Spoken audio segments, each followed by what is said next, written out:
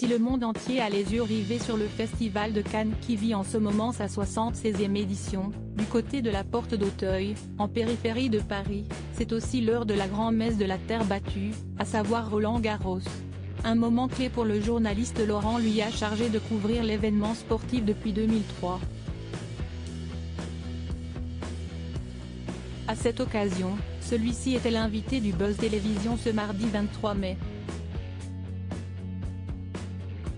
Toujours dans la thématique tennistique, le présentateur du programme s'est permis de questionner son illustre invité sur son salaire, lui demandant si la dite somme se rapprocherait éventuellement de celle perçue par le champion espagnol Rafael Nadal. Une question qui n'a pas manqué de faire réagir l'intéressé, répondant avec l'humour qu'on lui connaît, « Je pense que je dois gagner le centième de ce qu'empoche Rafael Nadal. Et d'embrayer, je dois plutôt être autour d'un joueur classé 136e. » Une remarque qui a étonné la journaliste Sarah Lecoeuvre qui a rebondi, « Même pas dans le top 100 ?» Et Laurent lui a de concéder, « Si, quand même. Peut-être, je ne sais pas. » En même temps, difficile pour celui qui s'est vu décerner en 2010 le prix du meilleur commentateur sportif de rivaliser avec celui que l'on surnomme l'ogre de l'ocre côté salaire. En effet, selon Forbes, Rafael Nadal possède une fortune évaluée à 200 millions d'euros, faisant de lui le deuxième joueur de tennis le plus fortuné au monde derrière Roger Federer.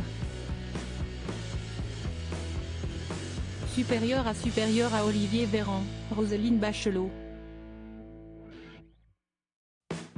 Ces politiques qui ont osé révéler leur salaire. Laurent Luyat vit un rêve éveillé. Laurent Luyat ne touche pas le salaire de Rafael Nadal. Qu'importe, pouvoir commenter Roland-Garros depuis 20 ans est l'une de ses plus grandes richesses. Quand j'étais ado, je regardais tous les matchs de Roland-Garros, et ceux de Wimbledon qui étaient alors diffusés sur Antenne 2. Jamais, je ne me serais douté, au fin fond de mon Grenoble natal, que 17 ans plus tard, je serais sur la terrasse qui domine le cours central, a ainsi confié l'animateur de 55 ans à nos confrères du Buzz Télévision.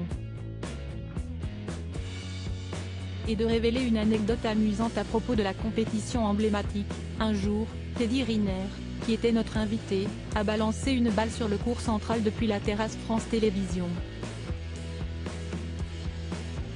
Gasquet était en train de jouer.